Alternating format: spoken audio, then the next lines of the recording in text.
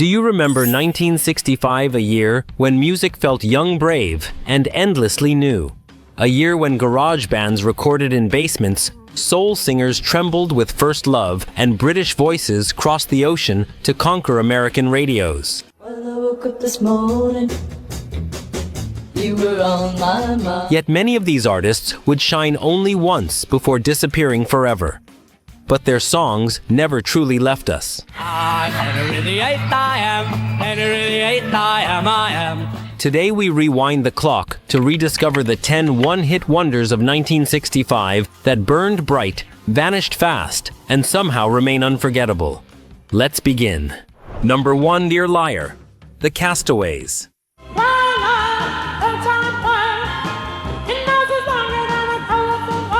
In a year filled with British lilt and polished soul, Liar Liar came as an inexplicable shock. Unlike anything else on the radio in 1965, it burst with razor-sharp falsetto swirling organ and a rhythm that sounded like a group of school kids rioting in their garage. Yes, fever, while I'm sad. You've been out all night, know you've been bad. It was true. The Castaways were just a group of Minnesota teens recording the song in a few hours, thinking it wouldn't go much further than a school party. Yet listeners were swept up in the energetic chaos, sending the song soaring up the Billboard charts and becoming the year's classic naughty song. Make a little effort, try to be true. I'll be happy, not so blue. Then, they disappeared. No follow-up hits, no lasting legacy. Liar Liar was a one-off powerful enough to mark 1965, but odd enough that many people simply forgot about it until today.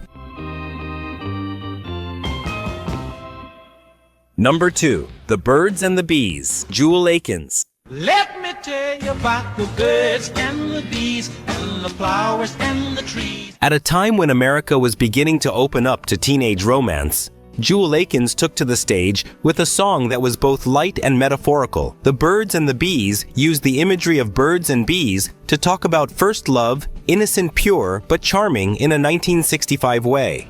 And I look into your big brown eyes.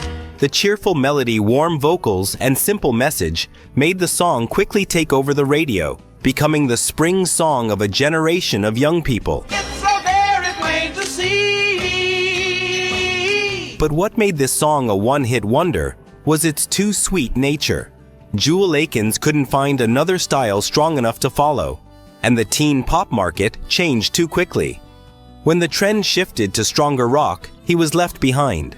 That time you learn about the facts of life. Yet every time the Birds and the Bees played, people remembered the innocence of a time when they were first in love, a brief but beautiful moment in 1965. And a thing called love.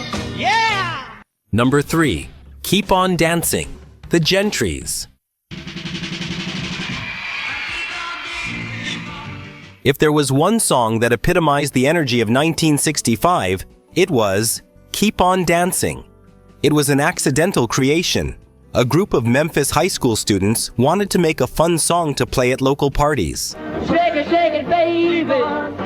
Come on and show me how you walk. Little did they know that the repetitive urging refrain would become an invitation for the entire nation to get on the dance floor.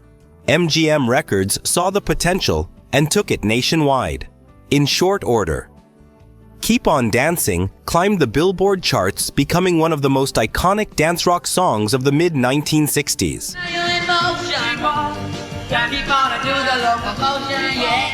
But that success was also the Gentrys' only peak. They never had another hit of similar magnitude. And so Keep on Dancing became one of the most endearing one-hit wonders of 1965. A song that made people want to dance long after the era had passed. Number 4, Yes, I'm Ready, Barbara Mason. I don't even know how. There are songs that make you feel like you're eavesdropping on someone's diary, and Yes, I'm Ready is one of them. Barbara Mason, then just 17, delivered a shy but honest confession that silenced America. Just the way you want me to. Her voice was soft, a little shaky, as if she were standing right in front of her crush and mustering up the courage to say the most important thing. But I'm ready to learn. The song quickly became the soundtrack to first dates' evenings in front of the mirror, and moments when your heart beats faster than usual. Yes, I'm ready to learn. But that fame was Barbara's only peak. She never found another song that touched listeners so deeply. And yet every time Yes, I'm Ready played, the feeling remained the same, innocent, fragile, and beautiful in a way that could only happen once in a lifetime. Yes, I'm ready. Are you ready? Yes, I'm ready. Number 5, The Jerk, The Larks.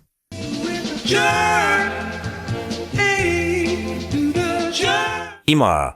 Before the clubs exploded with funk and disco, there was a dance everyone in America wanted to try, the jerk. Simple, fun, and addictive, it spread from Los Angeles to schoolyards parties and television shows. Everybody's got to be. Hey. The Larks quickly caught on to the craze and recorded a song dedicated to it. No fuss, no philosophy, just music designed to get the body moving. Soon, the jerk became the must-have at every gathering, putting the Larks on radio nationwide. How do you move your hips so fine? But the success was short-lived. As the dance craze continued to change month by month, the group couldn't keep up. Today, the jerk is remembered as a fleeting moment of fun, a dance, a melody, a summer of youth that vanished into thin air like the band that created it. Jerk, so now, girl, now to the jerk. Number 6, Treat Her Right, Roy Head. I wanna tell you a story. Not every hit is famous for its melody. Treat Her Right is unforgettable for a surprising reason. Roy Head performed it as if the stage boundaries didn't exist. Every man ought to know if you want a little loving. When the music started, he broke into wild spins, slid across the floor, and then plummeted into the front row, leaving the audience wondering whether to scream with excitement or fear. Strangely, that wildness was perfectly suited to the song.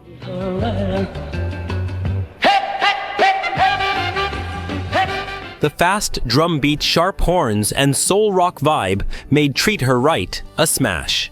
It even nearly won the number 1 spot behind the Beatles' Yesterday. After that, Roy Head couldn't find a song that matched his fiery nature. The flair only happened once, but it was strong enough to make Treat Her Right a lost gem in the listeners' memories. Too much, baby, all right. Number 7, Concrete and Clay, Unit 4+2. You to me are sweet as roses in the morning. If you only listen to the first few seconds of Concrete and Clay, you often frown. Is this really British music? Unlike other bands of the same era, Unit 4+2 chose a minimalist style, tapping the guitar rhythm like footsteps on sand, mixing in a bit of Latin music to create a strangely relaxing feeling. Beneath my feet begins to crumble, but love will never die. No climax, no explosion. Just a song that walks slowly and talks about only one thing: love strong enough to stand firm between the concrete and dust of life. It was that simplicity that made the song curious and unexpectedly entered the charts on both sides of the Atlantic. My love and I will be in love eternally. But the calm did not last long. Amid the waves of new music coming in Unit 4+2, had nothing outstanding to cling to. All around, I see the purple shades of evening. Today, Concrete and Clay is like a forgotten postcard in a drawer, simple, gentle, and beautiful, in a way that only those who open it again can feel. That's the way. Number 8, Everyone's Gone to the Moon, Jonathan King. Streets full of people. There are songs that don't need to scream to resonate. They just need a first line, cold and wide enough to make the listener pause. Everyone's Gone to the Moon is one such song. Roads full of houses. Never home. Jonathan King wrote it as a student, but it carries a mood that many adults find hard to describe the feeling of standing in a crowded world and still Everyone's gone to the moon. alone. Without loud guitars or a fast beat, the song flows like the weak yellow light at the end of the day, talking about loneliness in an era when people were dreaming of space of trains beyond the earth. It was that slowness, that emptiness, that made the song completely different from every hit at that time. Everyone's gone to the moon. But that difference was also the reason why Jonathan King could not repeat that success. He became a producer and the song faded into distant memories. And listening to it again today, Everyone's Gone to the Moon still evokes a very real feeling, like standing alone in the night and watching the world go away.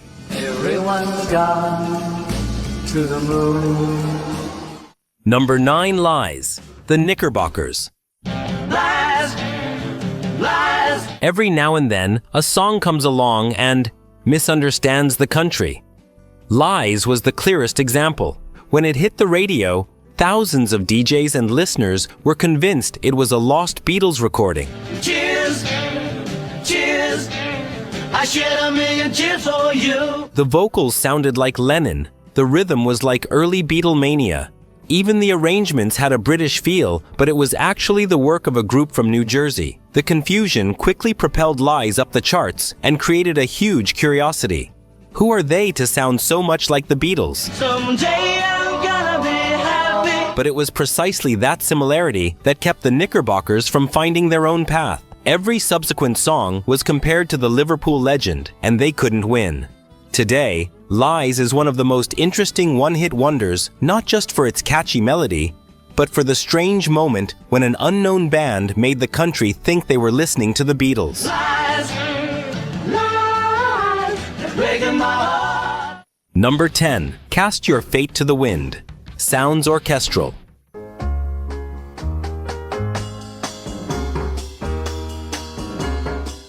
In an era where every hit song strives to sound louder, Cast Your Fate to the Wind wins with silence. It challenges listeners not with lyrics or vocals, but with an invisible question. Do you dare to sit back and listen?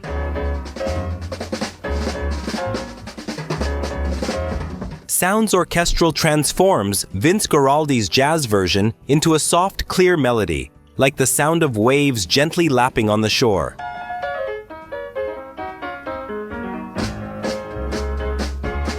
Piano leads the way, percussion keeps the beat like steady breathing, and the entire track evokes a sense of peace that is completely at odds with the vibrant atmosphere of the 60s.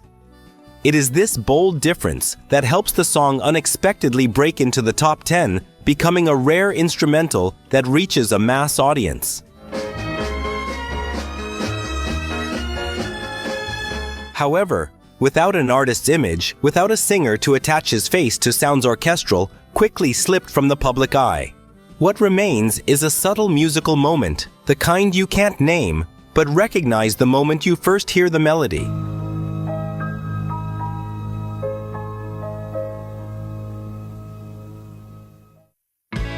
The songs you've just heard aren't just names lost in time. They're flashes of light, brief but real, from a time when any garage band, an unknown singer, or a young college student could make history with just one lucky tune. Years flew by, trends changed by the month, and most of these artists disappeared before they even knew their dreams had begun.